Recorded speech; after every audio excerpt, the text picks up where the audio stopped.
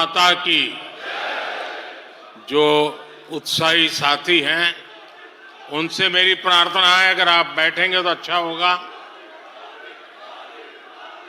आपका ये उत्साह, आपका प्यार मेरी सर आंखों पर, कृपा करके बैठिए।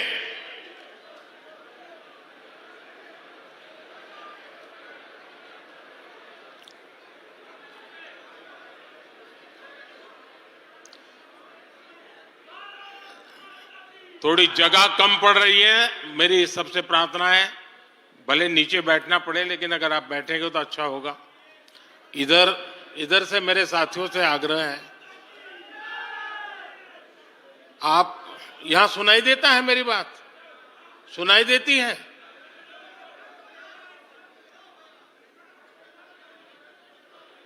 जरा प्रबंधक उस तरफ देखे भाई, जगह नहीं है तो कृपा करके आप कहीं पर भी नीचे बैठ जाइए।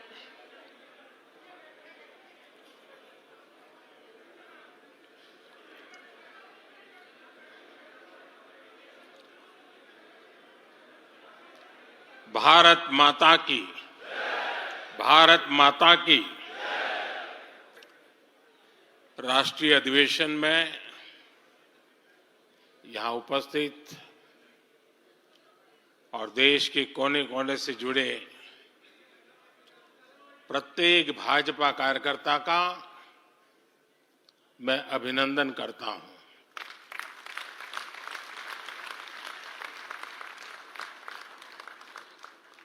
भाजपा का कार्यकर्ता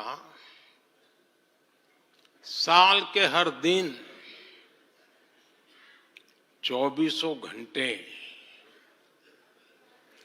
देश की सेवा के लिए कुछ न कुछ करता ही रहता है।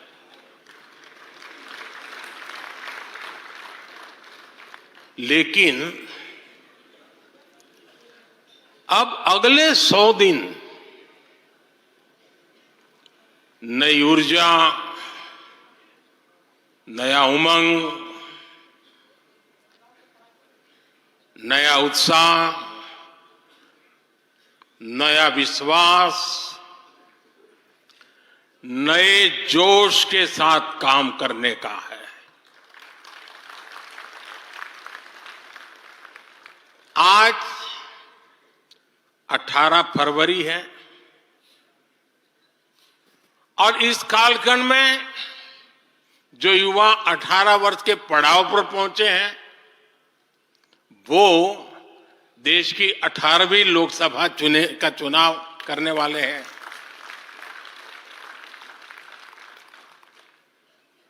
अगले 100 दिन हम सबको जुट जाना है, हर नए वोटर तक पहुंचना है, हर लाभार्थी तक पहुंचना है, हर वर्ग, हर समाज, हर पंथ, परंपरा, सब लोगों के पास पहुंचना है। हमें सबका विश्वास हासिल करना है। और जब सबका प्रयास होगा तो देश की सेवा के लिए सबसे ज्यादा सीटें भी बीजेपी को ही मिलेगी।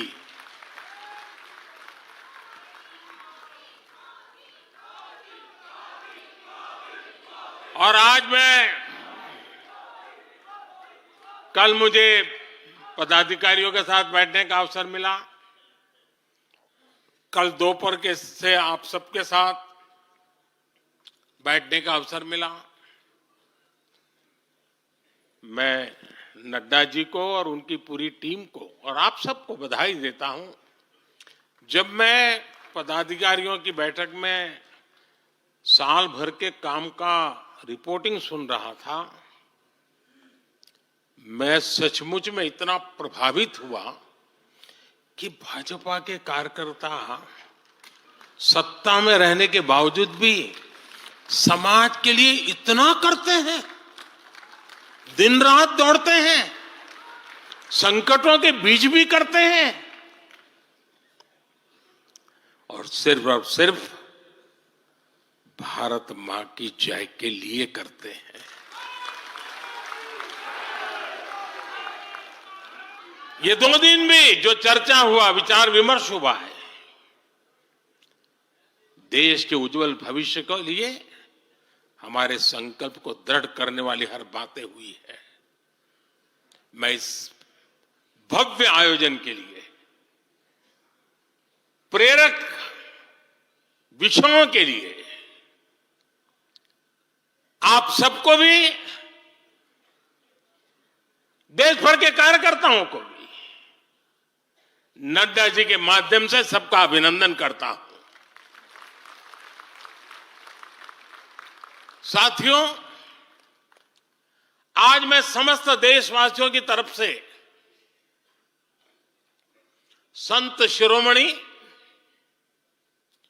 आचार्य श्री 108 पूज्य विद्यासागर जी महाराज को श्रद्धापूर्वक, आदरपूर्वक नमन करते हुए श्रद्धांजलि देता हूं। उनके संलेखन समाधिस्थ होने की सूचना मिलने के बाद उनके अनुयायी शोक में हैं, हम सभी शोक में हैं। और मेरे लिए तो यह एक व्यक्तिगत क्षति जैसा है। वर्षों तक मुझे व्यक्तिगत रूप से अनेक बार उनसे मिलने का, उनके दर्शन करने का, उनके मार्गदर्शन प्राप्त करने का अवसर मिला है। कुछ ही महीने पहले ऐसा ही मन कर गया था, मेरे प्रवास कार्यक्रम को बदल करके बहुत सुबह सुबह मैं उनके पास पहुंच गया था। तब पता नहीं था कि मैं दोबारा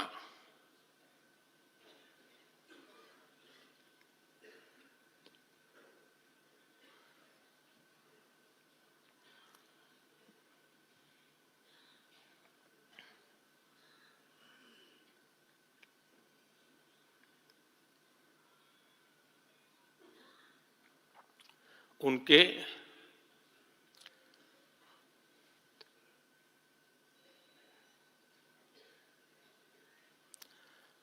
दर्शन नहीं कर पाऊंगा।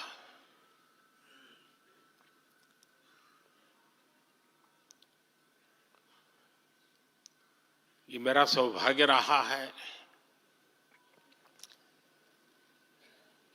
कि पिछले 50 से भी ज्यादा वर्षों से मुझे देश के गणमान्य आध्यात्मिक मूर्तियों के निकट रहने का, उनके आशीर्वाद पाने का अवसर रहा है। और इसलिए मैं उस आध्यात्मिक जगत की उस शक्ति को भलीभांति जानता हूं, समझता हूं, अनुभव करता हूं। आपको सुनकर के आश्चर्य होगा कि वे तो दिगंबर परंपरा से थे। उनका जीवन कैसा होता है हम जानते हैं, लेकिन शायद ही कोई ऐसी महत्वपूर्ण घटना ऐसी नहीं होगी या मेरी तरफ से कुछ महत्वपूर्ण किसी काम में मेरा संबंध आया हो, 24 घंटे के भीतर भीतर उसका एनालिसिस करके मुझे उनका संदेश आता था। यानी कितने जागरूक थे।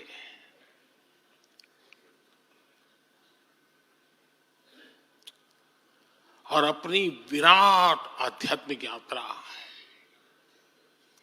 और उसके बाद भी वो हम सबको हमेशा प्रेरणा देते रहे हैं। जीवन भर उतनी सौम्यता के साथ उनका लोगों को मिलना, उन्होंने हमारे युवाओं को परंपराओं से जोड़ा, गरीबों तक शिक्षा और स्वास्थ्य की सुविधाएं पहुंचाई।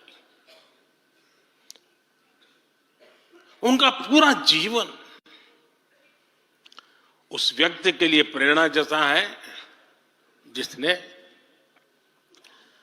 गरीबों और वंचितों के लिए काम करने का संकल्प लिया है। आज जब भारत प्रगति के पथ पर आगे बढ़ रहा है, मुझे विश्वास है कि उनके सिद्धांत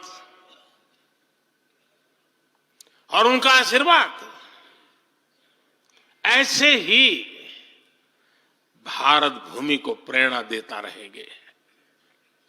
साथियों, पिछले 10 वर्षों में भारत ने जो गति हासिल की है, बड़े लक्ष्यों को प्राप्त करने का जो हौसला पाया है, यह अभूतपूर्व है साथियों। और इसलिए नहीं कि मैं कह रहा हूं, दुनिया गाजे बाजे के साथ बोल रही है। भारत ने आज हर क्षेत्र में जो ऊंचाई हासिल की है, उसने हर देशवासी को एक बड़े संकल्प के साथ जोड़ दिया है। और यह संकल्प है विकसित भारत का। अब देश न छोटे सपने देख सकता है और देश न अब छोटे संकल्प ले सकता है। सपने भी विराट होंगे, संकल्प भी विराट होंगे। और ये हमारा सपना भी है, हम सबका संकल्प भी है कि हमें भारत को विकसित बनाना है।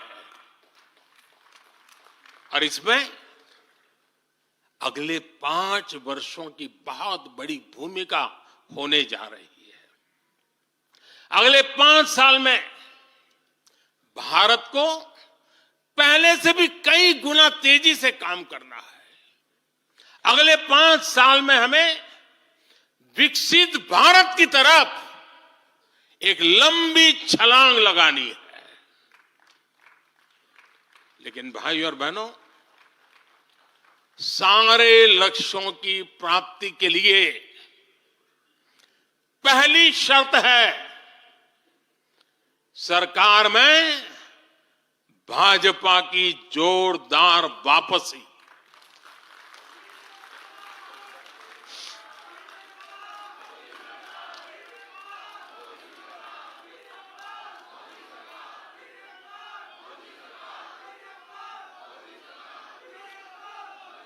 आज विपक्ष के नेता भी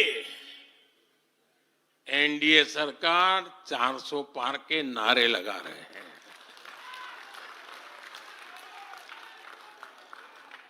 और एनडीए को 400 पार कराने के लिए भाजपा को 370 का माइलस्टोन पार करना ही होगा।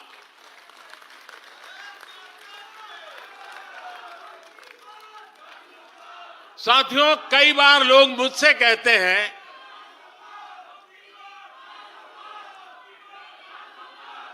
मुझे कहते रहते हैं कि अरे मोदी जी, आपने इतना तो सब कुछ कर लिया, जो बड़े बड़े संकल्प आपने लिए वो तो पूरे कर लिए, अब क्यों इतनी भागदौड़ करनी।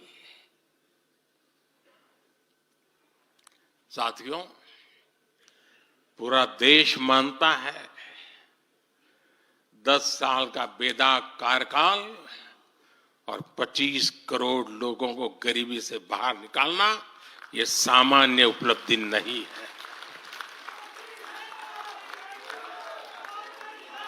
पूरा देश मानता है हमने देश को महाघोटालों और आतंकी हमलों के खौफ से मुक्ति दिलाई है। पूरा देश मानता है हमने गरीब और मिडिल क्लास का जीवन बेहतर करने का प्रयास किया है। लेकिन जो लोग सोचते हैं कि बहुत हो गया, ऐसा सोचने वालों को मैं एक पुरानी घटना जरूर बताना चाहूंगा। एक बार एक बहुत बड़े नेता मुझे मिले मेरे प्रधानमंत्री पद के दूसरे कार्यकाल पे। बोले, मोदी जी, प्रधानमंत्री बनना बहुत बड़ी बात है, आप बन गए। आपने इतने दशकों के संगठन का भी काम कर लिया, मुख्यमंत्री के रूप में भी इतना लंबा समय रह चुके, प्रधानमंत्री में भी दोबारा आ गए। अब इतना काम पा लिया है, अब तो थोड़ा बैठो, आराम करो, बहुत कर लिया। ये उन्होंने मुझे कहा था। उनकी वो भावना राजनीति के पुराने अनुभवों से थी। लेकिन साथियों, हम राजनीति के लिए नहीं, राष्ट्र नीति के लिए निकले हैं। हम तो छत्रपति शिवाजी महाराज को मानने वाले लोग हैं। जब छत्रपति शिवाजी महाराज का राज्याभिषेक हुआ तो उन्होंने ये नहीं किया कि अब तो छत्रपति बन गए, सत्ता मिल गई तो चलो उसका आनंद लो। उन्होंने अपना मिशन जारी रखा।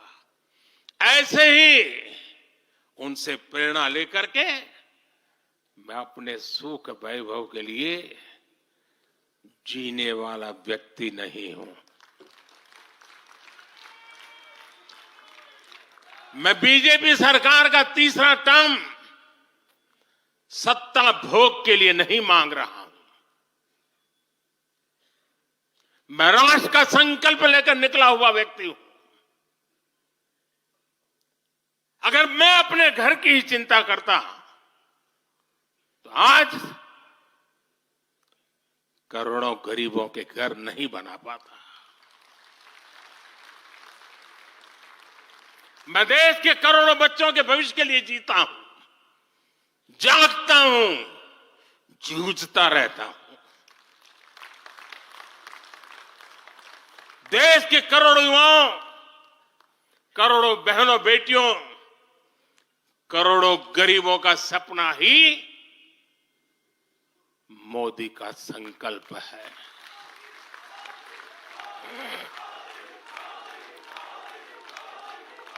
और इस संकल्प की पूर्ति के लिए ही हम सब सेवा भाव से दिन रात एक कर रहे हैं। 10 वर्षों में हमने जो हासिल किया, साथियों, वो तो एक पड़ाव मात्र है। मंजिल तक पहुंचने का एक नया विश्वास है। अभी हमें देश के लिए, कोटि कोटि भारतीयों के लिए, हर भारतीय का जीवन को बदलने के लिए बहुत कुछ हासिल करने का सपने हैं, संकल्प है, और उसके लिए बहुत से निर्णय भी बाकी है। साथियों, आज भाजपा युवा शक्ति, नारी शक्ति, गरीब और किसान की शक्ति को विकसित भारत के निर्माण की शक्ति बना रहा है। पहले लोगों को लगता था कि सरकारें बदलती हैं, व्यवस्था नहीं बदलती। हमने सच्चे अर्थ में सामाजिक न्याय की भावना से हर व्यवस्था को पुरानी सोच, पुरानी अप्रोच से बाहर निकाला।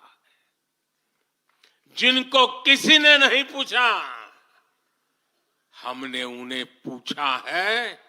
इतना ही नहीं, हमने उसको पूजा है। आदिवासियों में भी सबसे पिछड़ी जनजातियों को पहले किसी ने नहीं पूछा। हमने उनके लिए पीएम जनमन योजना बनाई। लाखों विश्वकर्मा परिवारों को किसी ने नहीं पूछा। हमने उनके लिए पीएम विश्वकर्मा योजना बनाई। रेहड़ी ठेले फुटपाथ पर काम करने वाले लाखों साथियों के बारे में किसी ने नहीं सोचा। हमने उनके लिए पीएम स्वनिधि योजना बनाई। साथियों, पहले की सरकारों ने महिलाओं के हितों की, उनके जीवन में आ रही परेशानियों की भी कभी चिंता नहीं की। हमारे यहां बेटियों को गर्भ में ही मार डालने की कितनी विराट समस्या थी। हमने इसके लिए सामाजिक चेतना, साथ साथ कड़े कानून दोनों का सहारा लिया। पहली बार देश में बेटी बचाओ बेटी पढ़ाओ जैसा एक जन आंदोलन चला, जिसका एक बहुत ही सार्थक प्रभाव हुआ। हमने बालिकाओं के, महिलाओं के पोषण पर विशेष बल दिया। हमने पोषण अभियान चलाया ताकि गर्भवती महिलाओं को उचित मदद मिल सके। स्वस्थ महिला ही स्वस्थ संतान को जन्म दे सकती है। गर्भ के समय महिलाओं को उचित पोषण मिले, इसके लिए मातृ वंदना योजना के तहत 3.25 करोड़ से अधिक बहनों को सीधी मदद दी। हमने सुरक्षित मातृत्व अभियान के तहत लगभग 5 करोड़ गर्भवती महिलाओं को हेल्थ चेकअप किया। प्रयास यही था कि माता और शिशु दोनों के जीवन पर पहले जो खतरे रहते थे उन्हें कम किया जा सके। 2014 से पहले महिला सुरक्षा को लेकर कितनी चिंताएं होती थी। हर कोई चिंतित रहता था। हमने रेप, बलात्कार ऐसे अपराधों को, संगीन अपराधों में फांसी की सजा सुनिश्चित की। ऐसे मामलों का तेजी से निपटारा हो, इसके लिए भी विशेष व्यवस्थाएं बनाई। साथियों, मैं देश का पहला प्रधानमंत्री हूं जिसने शौचालय जैसे विषय को लाल किले से उठाया। मैं देश का पहला प्रधानमंत्री हूं जिसने महिलाओं के खिलाफ अपशब्दों पर लाल किले से नाराजगी व्यक्त की थी। नारी गरिमा, नारी सम्मान हमारे लिए सर्वोपरि है। मुझे गर्व है कि पिछले 10 वर्षों में भाजपा सरकार ने महिलाओं का जीवन आसान बनाने के लिए अनेक कदम उठाए हैं। हमने 10 करोड़ उज्ज्वला गैस कनेक्शन दिया। हमने 4 करोड़ घर बनवाए, जिनमें 3 करोड़ से ज्यादा घर महिलाओं के नाम रजिस्टर हुए। हमने महिलाओं के नाम 3 करोड़ से ज्यादा घर रजिस्टर करवाकर उनको घर की मालकिन बनाया। हमने 10 करोड़ परिवारों की बहनों को पहली बार नल से जल दिया। हमने 12 करोड़ परिवारों की बहनों को टॉयलेट दिया। और टॉयलेट वो 4 दीवारी नहीं है, इज्जत घर है। हमने 1 रुपये में सुविधा सैनिटरी पैड्स की योजना शुरू की। हमने 25 करोड़ से ज्यादा महिलाओं के बैंक अकाउंट खोले। हमने 30 करोड़ से अधिक मुद्रा लोन महिला लाभार्थियों को दिए। साथियों, बहनों को आर्थिक रूप से सशक्त करने के लिए, बेटियों को नौकरी करने में आसानी हो, इसके लिए हमने अनेक कदम उठाए। हमने सेल्फ हेल्प ग्रुप से 10 करोड़ बहनों को जोड़ा। हमने 1 करोड़ बहनों को लखपति दीदी बनाया। खादी को जो फिर से नया जीवन मिला है, उसका फायदा भी सबसे अधिक गांव की बहनों को ही हुआ है। हमने प्रेगनेंसी लीव को बढ़ाकर 26 हफ्ते किया। पहले फैक्ट्रियों में या दूसरी जगहों पर महिलाओं को नाइट शिफ्ट में काम करने के लिए अनेक अड़चने थी। हमने श्रम कानूनों में सुधार करके उनको भी दूर किया। हमने पैरामिलिट्री फोर्सेस में महिलाओं की भर्ती 2 गुने से अधिक की। हमने सेनाओं के अग्रणी मोर्चों में महिलाओं की तैनाती को सुनिश्चित किया। हमने सैनिक स्कूलों और मिलिट्री एकेडमी के दरवाजे बेटियों के लिए खोल दिए। साथियों, इस बार 26 जनवरी को कर्तव्य पथ भारत की नारी शक्ति से पूरे देश को प्रेरणा दे रहा था। साथियों, आने वाले समय में हमारी माताओं, बहनों, बेटियों के लिए अवसर ही अवसर आने वाले हैं। मिशन शक्ति से देश में नारी शक्ति की सुरक्षा और सशक्तिकरण का संपूर्ण इकोसिस्टम बनेगा। अब 15,000 महिला सेल्फ हेल्प ग्रुप को ड्रोन मिलेंगे। ड्रोन दीदी खेती में वैज्ञानिकता और आधुनिकता लाएगी। अब देश में 3 करोड़ महिलाएं लखपति दीदी बनाई जाएगी। पीएम विश्वकर्मा योजना से परंपरागत कला और शिल्प से जुड़ी बहनें सशक्त होगी। नई नेशनल एजुकेशन पॉलिसी से बेटियों को शिक्षा और स्किल के मामले में सबसे अधिक फायदा होगा। गांव के पास ही बेहतर स्पोर्ट्स इंफ्रास्ट्रक्चर बने, बेटियां हमारी स्पोर्ट्स में कमाल करेगी। साथियों, आज जब मैं बीते 10 वर्षों की तरफ नजर डालता हूं तो कितना ही कुछ याद आता है। ये 10 वर्ष साहसिक फैसलों, दूरगामी निर्णयों के नाम है। जो काम सदियों से लटके थे, हमने उनका समाधान करने का साहस करके दिखाया है। अयोध्या में भव्य राम मंदिर का निर्माण करके हमने 5 सदियों का इंतजार खत्म किया है।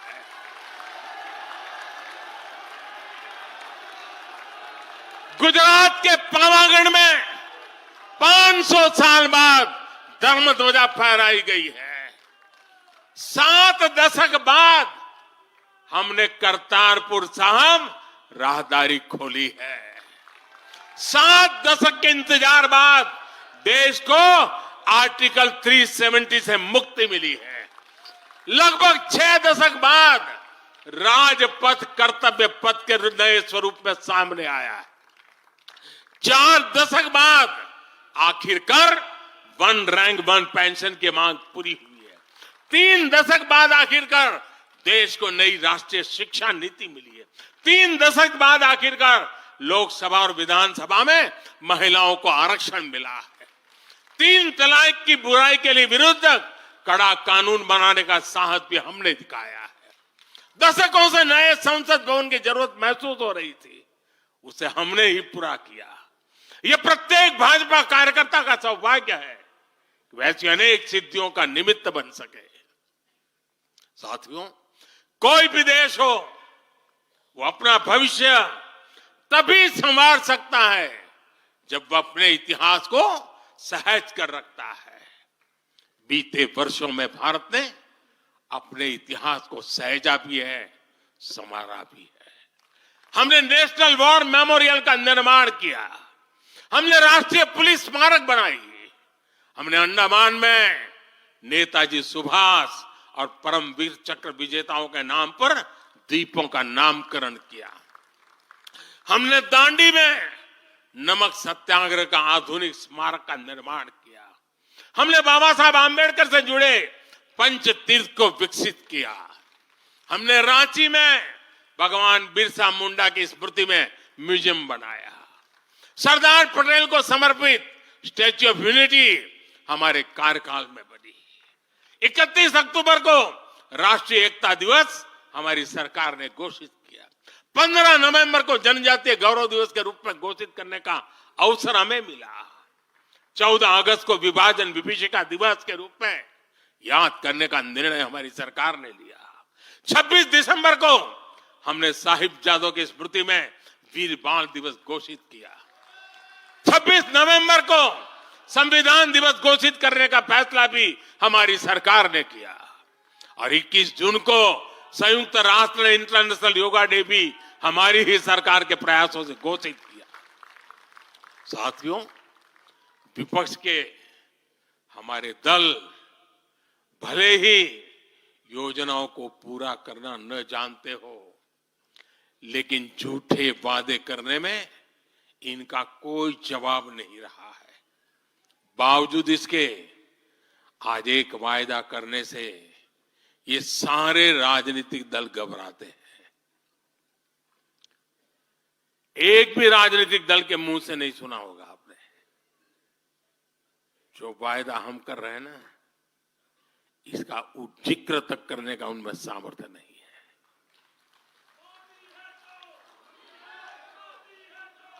और हमारा वायदा है विकसित भारत का।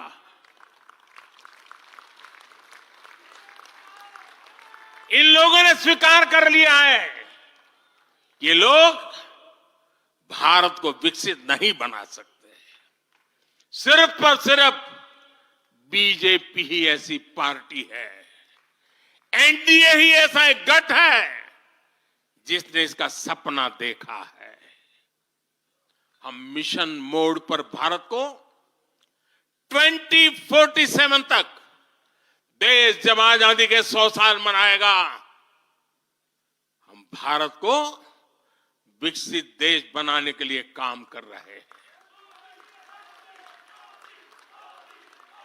हमने तीसरे टर्म में भारत को दुनिया की तीसरी बड़ी आर्थिक ताकत बनाने का संकल्प लिया है और ये मोदी की गारंटी है।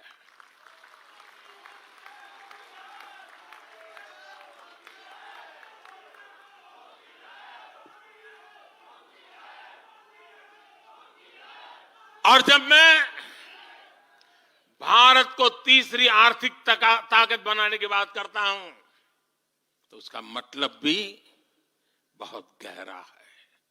इसका मतलब है भारत के आर्थिक, सामरिक और सांस्कृतिक सामर्थ्य का कई गुना विस्तार, चहुं दिशा में विस्तार। साथियों, हम इसके लिए कितनी तेजी से काम कर रहे हैं, इसका हिसाब लगाना भी जरूरी है। भारत को, यह आंकड़ा याद रखिए, भारत को $1 ट्रिलियन की अर्थव्यवस्था बनने में लगभग 60 साल लगे थे। 60 साल। 2014 में जब देश ने हमें अवसर दिया तो 2 ट्रिलियन मार्क भी बहुत बड़ा लग रहा था, लेकिन 10 वर्षों में हमने अपनी अर्थव्यवस्था में $2 ट्रिलियन और जोड़ दिया।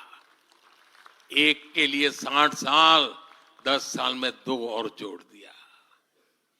जब भारत दुनिया की 11वें नंबर की अर्थव्यवस्था था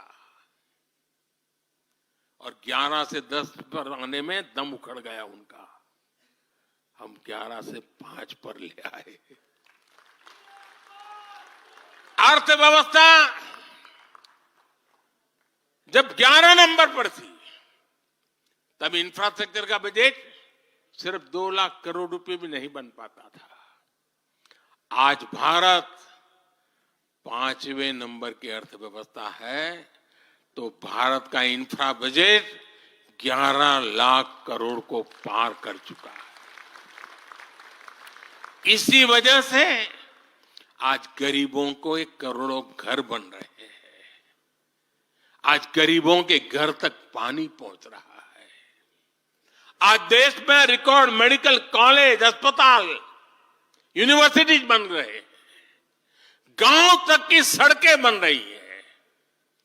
जब भारत दुनिया की टॉप 3 अर्थव्यवस्थाओं में आएगा तो आप कल्पना कर सकते हैं कि विकास कार्यों के लिए हमारे पास कितनी ज्यादा पूंजी होगी। इसलिए भारत के टॉप 3 इकोनॉमी में आने का मतलब है भारत के हर परिवार का जीवन स्तर सुधरेगा। भारत के हर परिवार की आय बहुत अधिक बढ़ जाएगी। भारत का पब्लिक ट्रांसपोर्ट और आधुनिक बनेगा। भारत में रोजगार के लिए नए सेक्टर खुलेंगे, रोजगार के और ज्यादा मौके मिलेंगे। भारत के युवाओं को भारत में ही फंडिंग के ज्यादा से ज्यादा अवसर आएंगे। भारत की महिलाओं को हर मोर्चे पर आगे बढ़कर नेतृत्व करने का मौका मिलेगा। हमारे किसान लेटेस्ट टेक्नोलॉजी से जुड़कर काम करेंगे, कृषि उत्पाद में वैल्यू एडिशन करेंगे। लोगों की जीवन बेहतर बनाने के लिए देश में पर्याप्त संसाधन, और आवश्यक व्यवस्थाएं मौजूद होगी। साथियों, मुझे खुशी है कि आज विकसित भारत अभियान की बागडोर भी भारत के युवाओं ने संभाली है। पिछले 1.5 साल में विकसित भारत के संकल्प से जुड़े सुझावों के लिए, और लोगों को ऐसा लगता होगा कि हम बात पता, ऐसा नहीं है, इस पर हम 1.5 साल से चुपचाप काम कर रहे हैं। सरकार की मशीनरी को लगाया है और आपको जानकर के खुशी होगी, अब तक 15 लाख लोगों से ज्यादा लोगों ने विकसित भारत कैसा हो, रोडमैप कैसा हो, इनिशिएटिव कैसे हो, नीतियां कैसी हो, इसमें विचार विमर्श हुआ है। लोगों ने अपने आइडिया दिए हैं और आपको जानकर के और खुशी होगी, इन 15 लाख में से आधे से ज्यादा वो लोग हैं जिनकी उम्र 35 से कम है। पूरी युवा सोच के साथ हम आगे बढ़ रहे हैं। इन लाखों युवाओं ने विकसित भारत का रोड मैप सुझाया है। साथियों, युवा ऊर्जा से भरा हुआ भारत आज अपने लिए बड़े लक्ष्य तय कर रहा है, और जो लक्ष्य तय करता है अपनी आंखों के सामने उसे प्राप्त भी करता है। हम 2029 में 2029 में भारत में यूथ ओलंपिक के लिए तैयारी कर रहे हैं। हम 2036 में भारत ओलंपिक खेलों की मेजबानी करें, इसके लिए काम कर रहे हैं। हम 2030 तक हमारी रेलवे को नेट जीरो टारगेट पर ला करके कार्बन मुक्त करने की दिशा में काम कर रहे हैं। हम 2030 के बजाय अपनी टारगेट डेट से 5 साल पहले ही पेट्रोल में 20% इथेनॉल ब्लेंडिंग का लक्ष्य भी हासिल कर लेंगे। भारत 2070 तक नेट जीरो के लक्ष्य को हासिल करने के लिए भी नीतियां बना रहा है। इसका अर्थ है कि आने वाले समय में हमारे देश में अनगिनत ग्रीन जॉब्स बनेगी। साथियों, विकसित भारत वो नहीं होगा जिसका भविष्य भाग्य के भरोसे हो। इसलिए दूसरे देशों पर भारत की निर्भरता को हम तेजी से कम कर रहे हैं। इसलिए हम देश के लिए बड़े लक्ष्य बना रहे हैं और उनके लिए योजनाबद्ध तरीके से काम भी कर रहे हैं। भविष्य में हम एक ऐसा भारत देखेंगे जिससे लाखों करोड़ रुपए का खाद्य तेल बाहर से लाने की जरूरत नहीं होगी। हमारे पाम ऑयल मिशन की मदद से हमारे किसान इतने सशक्त हो जाएंगे कि वो देश के पैसों की बचत कर सके। बीते कुछ वर्षों में दलहन, तिलहन और श्री अन्न के लिए विशेष नीतियां बनाई है, जिससे छोटे छोटे किसानों को मदद हो रही है। भविष्य में भी हमारे किसानों को इनसे और लाभ मिलेगा। किसानों के भविष्य को सुरक्षित करने के लिए हमने देश के कोने कोने में अमृत सरोवर अभियान भी शुरू किया। आजादी का अमृत महोत्सव, हम बहुत कुछ कर सकते थे। हम दिल्ली के अंदर कोई एक बड़ा ताबूत खड़ा कर दे के नाम लिखवा सकते थे कि आजादी के अमृत काल में मोदी जी ये बना के गए। हमने आजादी के अमृत वर्ष को जन आंदोलन बनाया और काम क्या किया? तालाब बनाए। हर गांव में जब तालाब बनते हैं ना, वो किसान को सुरक्षित करते हैं, शुद्ध पानी की गारंटी देते हैं, जमीन उर्वरक बना देते हैं। लंबे भविष्य को सोच करके ऐसे काम हम करते हैं। और इस अभियान के तहत देश में अब तक 60,000 से ज्यादा नए सरोवर बनाए जा चुके हैं। 60,000 तालाब, शायद ही किसी सरकार के नसीब में इतना बड़ा काम करने का सौभाग्य आया होगा। ये सरोवर जल सुरक्षा सुनिश्चित करने में किसानों की मदद करेंगे। आज ग्रीन हाइड्रोजन से जुड़े अभियान और सोलर रूफटॉप मिशन के कारण देश रिन्यूएबल एनर्जी के क्षेत्र में भी तेजी से आगे बढ़ रहा है। बहुत जल्द भारत दुनिया का सेमीकंडक्टर हब बनेगा और इससे पूरी दुनिया में नई कंप्यूटिंग रिवॉल्यूशन को भी भारत गति देने का निमित्त बनने वाला है। पोर्ट लेड ग्रोथ से पब्लिक ट्रांसपोर्ट तक आने वाले समय में हर क्षेत्र को नई ऊंचाई मिल सकेगी। साथियों, भाजपा आज देश का एकमात्र दल है जो एक भारत श्रेष्ठ भारत की भावना के प्रति इतना आग्रही भी है और इतना समर्पित भी है। मैं पिछले महीने के अपने अनुभवों को भी कभी भूल नहीं सकता। इस दौरान मुझे भगवान श्री राम से जुड़े कई स्थानों में भ्रमण करने का अवसर मिला। मेरा 11 दिन का अनुष्ठान चल रहा था। उस अनुष्ठान के दरमियान मैं नासिक, लेपाक्षी, त्रिप्रयार, श्रीरंगम, रामेश्वरम, धनुषकोडी, मैं इन जगहों पर एक सामान्य साधक के तौर पर गया था। इस दौरान मुझे दक्षिण भारत के विभिन्न क्षेत्रों में लोगों से जो स्नेह मिला, आशीर्वाद मिले, मैं उसका शब्दों में बयान नहीं कर सकता और पॉलिटिकल पंडितों के पैरामीटर में कभी आ भी नहीं सकता है जी। जब मैं सड़कों से गुजर रहा था, लोग अपने वचन से, अपने भावों से मुझ पर अपना आशीर्वाद बरसा रहे थे। इस दौरान मुझे कंब रामायण का पाठ सुनने का अवसर मिला। ये ठीक उसी जगह पर हुआ जहां महान कवि कंबन ने 800 वर्ष पहले अपने रामायण की रचना की थी। आप कल्पना कर सकते हैं उसी स्थान पर बैठ करके जब मैं कंब रामायण सुन रहा था,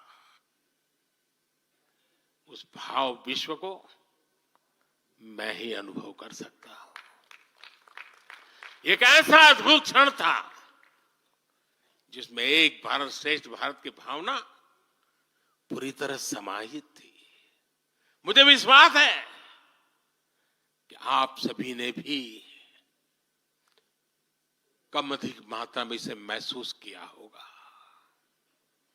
हम हमेशा विभिन्न तरीके से देशवासियों को करीब लाने का निरंतर प्रयास करते हैं। एकता के सूत्र में बांधने के लिए हमारी कोशिश रहती है। चाहे संयुक्त राष्ट्र में पहली बार जाकर के कोई तमिल में बोलता है, जगत गुरु बसवेश्वरा का संदेश दूर दूर तक पहुंचाने के लिए हम लेके जाते हैं। काशी तमिल संगमम का आयोजन हो, काशी तेलुगु संगमम का आयोजन हो, या फिर बीएचयू में सुब्रमण्यम भारती के नाम पर चेयर की स्थापना हो। हम G20 करते हैं तो भी देश के कोने कोने में जाकर के करते हैं। हम विश्व के मेहमान आते हैं तो दिल्ली को इस देश नहीं मानते, हम हर राज्य में लेकर के जाते हैं। हमारे राजभवनों में हर राज्यों के स्थापना दिवस बनाए जाते हैं। कोई भी राज्य भवन होगा, नागालैंड का भी वहां स्थापना दिवस मनाया जाएगा और गुजरात का भी मनाया जाएगा, महाराष्ट्र का भी मनाया जाएगा, गोवा का भी मनाया जाएगा। हर राजभवन में राष्ट्रीय एकता का एक प्रकार से उत्सव बना दिया जाता है।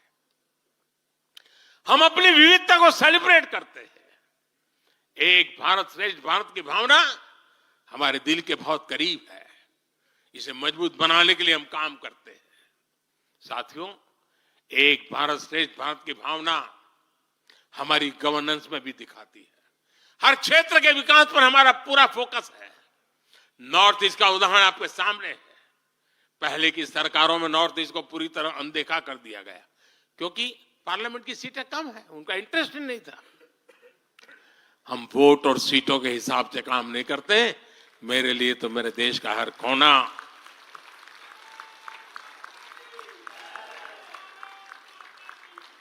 समृद्ध हो, विकसित हो, ये हमारा भाव है। आज चाहे सियाचिन हो या फिर देश के आकांक्षी जिले हो, कोई हमसे दूर नहीं है। वो गांव जिन्हें पहले आखिरी गांव कहा जाता था, हमारे लिए देश के वो पहले गांव बन गए। और मेरे सारे कैबिनेट के मंत्री उन गांवों में रात बिता करके आए। कुछ मंत्रियों को तो -15 डिग्री में रात को रुकना पड़ा वहां, क्योंकि हम आत्मसात करना चाहते हैं। हमारे लिए देश का हर हिस्सा महत्वपूर्ण है, हर हिस्से पर हमारा फोकस है। साथियों, जो भी राजनीति में दिलचस्पी रखता है और जिसके लिए लोकतांत्रिक मूल्य प्रमुख रहते हैं, वो भी अगर न्यूट्रल है तो पब्लिकली हमारी प्रशंसा करते हैं, न्यूट्रल नहीं है तो खानगी में तो कर ही देते हैं। इसकी एक बड़ी वजह है, हमने समय के साथ खुद को सकारात्मकता के साथ बदलने का प्रयास किया है। हमने अपनी राजनीतिक व्यवस्था को नए और आधुनिक विचारों के लिए खुला रखा है। आजादी के बाद वर्षों तक जिन्होंने हमारे देश पर शासन किया, उन्होंने एक व्यवस्था बना दी थी। उस व्यवस्था में कुछ बड़े परिवारों के लोगों को ही सत्ता के केंद्र में रहे, उनके आसपास रहने वाले लोगों को ही राजनीतिक ताकत मिलती रही। अहम पदों पर परिवार के करीबियों को ही आगे बढ़ाया गया। हमने इस व्यवस्था को भी बदल दिया। हमने नए लोगों को मौका दिया कि वो हमारी व्यवस्था का हिस्सा बने और परिणाम ला करके दिखाएं। इससे व्यवस्था में नयापन आया और इसका लोकतांत्रिक स्वरूप कायम रहा। हमारी कैबिनेट में रिकॉर्ड संख्या में नॉर्थ ईस्ट के मंत्री हैं। नागालैंड से पहली बार एक महिला राज्यसभा में सांसद बन गई है। हमें गर्व है कि हमने पहली बार त्रिपुरा के व्यक्ति को काउंसिल ऑफ मिनिस्टर्स के अंदर स्थान दिया है। पहली बार हमारी सरकार में अरुणाचल प्रदेश को कैबिनेट मिनिस्टर मिला है। पहली बार गुर्जर मुस्लिम को राज्यसभा के लिए नॉमिनेट किया गया है। हमारी सरकार में ही गोवा से कैबिनेट मंत्री बनाया गया। हमें गर्व है कि हम बीजेपी के एक ऐसी संस्कृति का हिस्सा है जो मंत्रालय में रिकॉर्ड ओबीसी प्रतिनिधित्व सुनिश्चित किया जाता है। अमित भाई ने इसका विस्तार से वर्णन किया, इसलिए मैं ज्यादा उसके ऊपर नहीं कहना चाहता हूं। साथियों, हमारी सरकार सबके लिए है। सबका साथ, सबका विकास हमारे काम से ही झलकता है। हमें गर्व होता है जब करतारपुर साहिब कॉरिडोर के द्वारा लाखों सिख श्रद्धालुओं की आध्यात्मिक इच्छाएं पूरी होती है।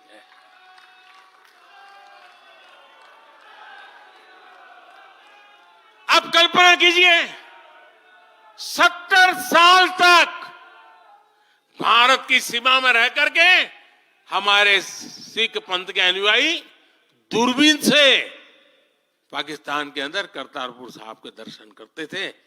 हमने रास्ते खोल दिए दोस्तों। अब वो स्थिति बदल गई है। हमने लंगर की वस्तुओं से जीएसटी भी हटा दिया। हमने स्वर्ण मंदिर के लिए एफसीआर रजिस्ट्रेशन सुनिश्चित किया, जिससे विदेशियों को सेवा करने का अवसर मिला है।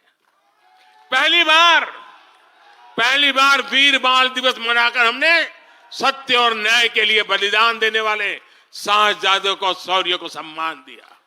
आज केरल का बच्चा भी जानता है कि साहबजादे का बलिदान कैसा था। नागालैंड का बच्चा भी जानता है कि साहबजादों ने कितना बड़ा बलिदान दिया था। साथियों, अफगानिस्तान से भी गुरु ग्रंथ साहब के स्वरूपों को पूरे सम्मान के साथ भारत लाए। इसके साथ ही हमारी सरकार ने हज की प्रक्रिया में सुधार करके यात्रा को सुविधाजनक बनाया। आज बिना महरम के हज करना भी संभव हुआ है। इससे महिलाओं के लिए भी हज करना आसान हुआ और हजारों महिलाएं गई। साथियों, 2014 में जब मैंने शपथ ली तो हमारे कई आलोचक कहते थे, मोदी जी एक राज्य के बारे उनका क्या अनुभव है?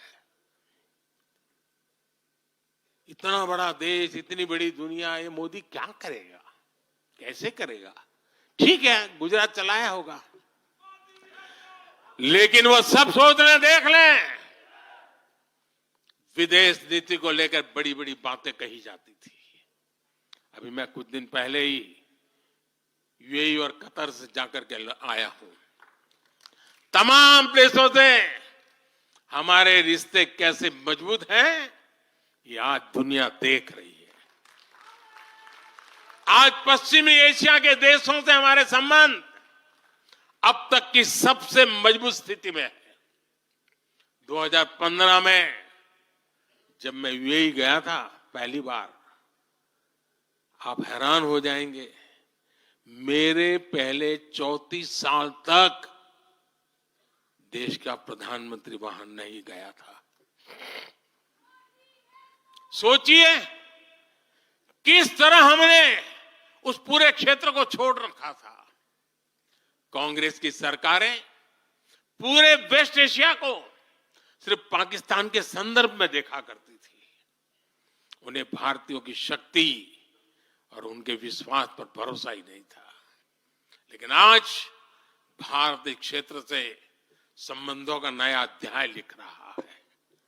पहले लोग सोचते थे कि बस तेल का इंपोर्ट कर लेते हैं और यहां से कुछ लेबर भेज देते हैं ताकि उनको रोजी रोटी मिल जाए, लेकिन अब ऐसा नहीं है।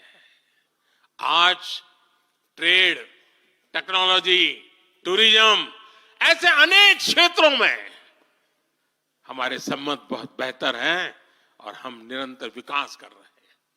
यहां तक कि अरब के 5 देशों ने मुझे अपना सर्वोच्च सम्मान तक दिया है। यह सम्मान मोदी का नहीं है, 140 करोड़ भारतीयों के सामर्थ्य का सम्मान है। और भाइयों बहनों, विदेश नीति के जो भी जानकार हैं, वो विदेश से मिले हर संकेत भी पकड़ ले रहे होंगे। आज अलग अलग देशों में सत्ता और विपक्ष के दल ये खुलकर मानते हैं कि भारत के सशक्त होने से पूरी दुनिया का हित होने वाला है। ये पूरी दुनिया मानने लगी। आज हर महाद्वीप में भारत का सम्मान, भारत की ताकत बढ़ रही है। हर देश भारत से गहरे संबंध बनाने पर जोर दे रहा है। और इन सब के बीच कोई देश हमारी सरकार से बातचीत के लिए, आप जानकर के हैरान होंगे, अभी तो चुनाव बाकी है, लेकिन मेरे पास जुलाई, अगस्त, सितंबर के डेट पड़े हुए निमंत्रण दे करके।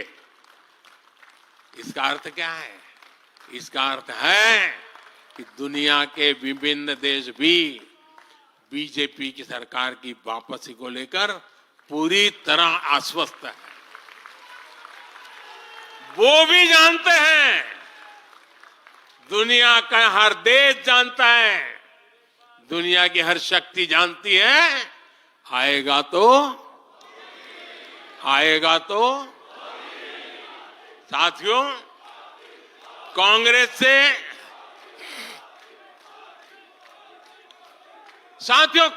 से देश को बचाना, देश के हर नागरिक को बचाना, हमारे बच्चों का, हमारे युवाओं का भविष्य बचाना बीजेपी के प्रत्येक कार्यकर्ता का दायित्व है। कांग्रेस का ट्रैक रिकॉर्ड हम सभी के सामने है। कांग्रेस अस्थिरता की जननी है। कांग्रेस परिवारवाद की जननी है। कांग्रेस भ्रष्टाचार की जननी है और कांग्रेस तुष्टीकरण की भी जननी है।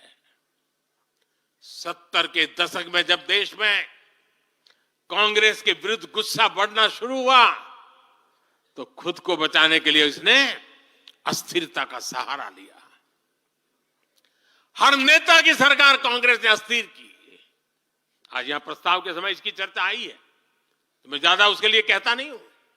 आज भी ये लोग अस्थिरता पैदा करने के लिए नई नई साजिशें कर रहे हैं। इन लोगों ने मिलकर जो गठबंधन बनाया है उसकी भी यही पहचान है। कांग्रेस के पास विकास का एजेंडा नहीं है, फ्यूचर का रोड मैप नहीं है। ये देश को कभी भाषा के आधार पर तो कभी क्षेत्र के आधार पर बांटने में जुटे हुए हैं। साथियों, कांग्रेस का एक सबसे बड़ा पाप ये रहा है कि वो देश की सेनाओं का मनोबल तोड़ने से भी पीछे नहीं रहे। भारत की राष्ट्रीय सुरक्षा और सामरिक शक्ति को नुकसान पहुंचाने में कांग्रेस ने कोई कसर नहीं छोड़ी है। जब भी देश के रक्षा क्षेत्र में कोई बड़ा काम हुआ, जब हमारी सेनाओं ने कोई उपलब्धि हासिल की, कांग्रेस ने हर बार उन पर सवाल उठाए। आप सिर्फ सोचिए कि 5 साल पहले इन लोगों ने क्या कहा था। इन लोगों ने हर कोशिश की कि हमारी वायुसेना को राफेल जैसे एडवांस एयरक्राफ्ट न मिल पाए। इन्होंने अप्रचार किया कि हिंदुस्तान एरोनॉटिकल लिमिटेड को, HAL को खत्म किया जा रहा है। ये लोग तो HAL के बाहर फोटो तक खींचवाने के लिए चले गए थे। लेकिन देखिए HAL आज कैसे धूमधाम से आगे बढ़ रहा है। आज देखिए कितने सारे ऑर्डर आज उनके यहां बुक किए गए हैं। आज जरा देखिए HAL का मार्केट वैल्यू कितना बढ़ गया है। ये वही लोग हैं जिन्होंने हमारी सेनाओं के सर्जिकल स्ट्राइक करने पर उनके पराक्रम पर सवाल खड़ा कर दिया। जब एयर स्ट्राइक हुई तो उसकी सफलता के प्रमाण मांगे जाने लगे। कांग्रेस भारतीय सेनाओं के अपमान का कोई मौका नहीं छोड़ती। साथियों, कांग्रेस कितनी कंफ्यूज है, इसका उदाहरण मैं आपको देना चाहता हूं। कांग्रेस में लड़ाई चल रही है और बड़ी तगड़ी लड़ाई चल रही है, लेकिन मजा यह है कि सिद्धांतों की नहीं चल रही है, योजनाओं को समझ में नहीं चल रही है। लड़ाई क्या चल रही है आपको जानकर के आश्चर्य होगा। क्या लड़ाई है? कांग्रेस में एक वर्ग है जो कहता है कि मोदी से तीखी नफरत करो, मोदी पर व्यक्तिगत आरोप लगाओ, मोदी की छवि खराब करने के लिए हर हथकंडे अपनाओ। एक वर्ग है। कांग्रेस के अंदर एक दूसरा वर्ग भी है जो कांग्रेस की मूल परंपराओं से निकला हुआ है, जो कहता है कि मोदी पर व्यक्तिगत आरोप, नफरत से कांग्रेस को बाहर निकालो, इससे कांग्रेस को और ज्यादा नुकसान होता है। यानी कांग्रेस हमसे सैद्धांतिक मुद्दों पर लड़ाई नहीं लड़ रही है। कांग्रेस इतनी हताश है कि उसमें सैद्धांतिक विरोध, वैचारिक विरोध का साहस भी नहीं बचा। इसलिए गाली गलौज और मोदी पर झूठे आरोप ही उनका एकमात्र एजेंडा बन गया है। साथियों, लाल किले से मैंने कहा था यही समय है, यही समय है, यही समय है। भारत के इतिहास में आज वो समय आ गया है जब हमें अपने देश का भाग्य बदल देना है। और साथियों, मैंने देशवासियों को लाल किले से कहा था और आपको तो कई बार कह चुका हूं। मैंने देशवासियों को कहा था कि अगर आप 10 घंटे का काम करेंगे तो मोदी 11 घंटे काम करेगा। अगर आप 12 घंटे काम करेंगे तो मैं 13 घंटे काम करूंगा। अगर आप 14 घंटा काम करेंगे तो मैं 15 घंटे काम करूंगा। मेरे साथियों, देश भर के मेरे कार्यकर्ताओं, देश भर के मेरे देश को उज्जवल भविष्य के लिए आशा लगाकर बैठे हुए लोगों से मैं कहना चाहूंगा, आने वाले 100 दिनों तक बीजेपी के हर कार्यकर्ता को अपने लिए नए लक्ष्य बनाने होंगे, उन्हें प्राप्त करना होगा। बीते वर्षों में भाजपा सरकार की योजनाओं का लाभ करोड़ों लाभार्थियों को मिला है। हमें हर लाभार्थी तक पहुंचना है। और मेरी एक व्यक्तिगत प्रार्थना है, करोगे? जरा हाथ ऊपर करके बताइए, करोगे? करोगे? हर लाभार्थी के पास जाइए, उनको कहना कि प्रधान सेवक नरेंद्र मोदी ने उन्हें प्रणाम कहा है।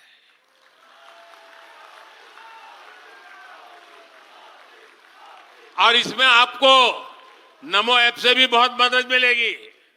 आप नमो ऐप के जरिए मेरा प्रणाम और मेरी चिट्ठी उन लाभार्थियों तक जरूर पहुंचाएंगे।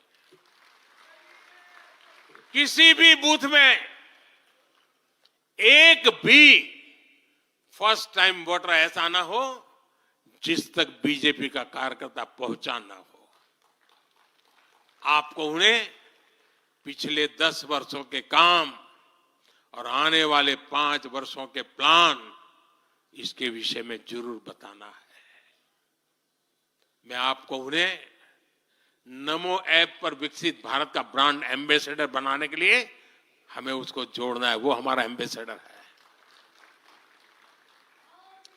मतदान के दिन इन सभी मतदाताओं को बूथ पर लाकर हमें कमल निशान पर मतदान करवाना है और जहां एनडीए के साथी हो उनके निशान पर मतदान करवाना है। साथियों, हमें याद रखना है, हमें सिर्फ सरकार बनाने के लिए लोगों को नहीं जोड़ना, बल्कि देश बनाने के लिए भी तो लोगों को जोड़ना है।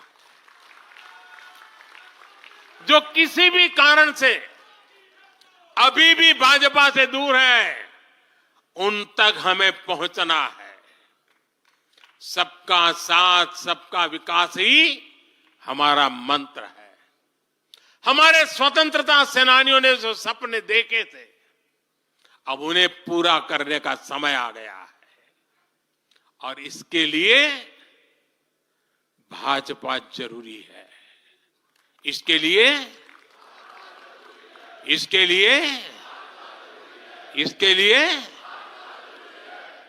लिए भाजपा सरकार जरूरी है।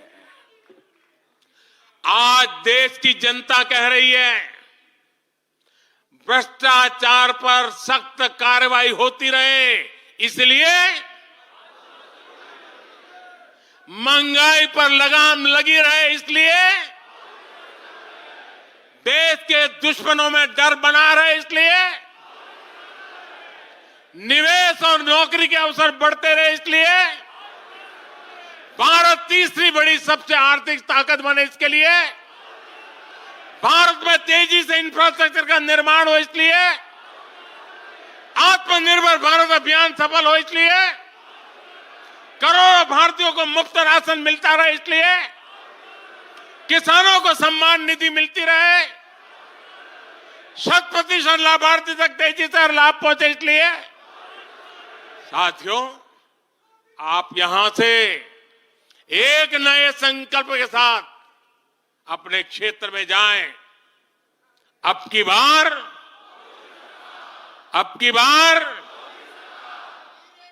400 पार, अब की बार इस मिशन पर हमें जुट जाना है। आप सबको मेरी तरफ से अनेक अनेक शुभकामनाएं हैं। मेरे साथ बोले, भारत माता की, भारत माता की, भारत माता की। ऐसे ही अपडेट और वीडियोस के लिए भारत नाथ को लाइक, शेयर और सब्सक्राइब करें। बेल आइकन दबाना ना भूलें।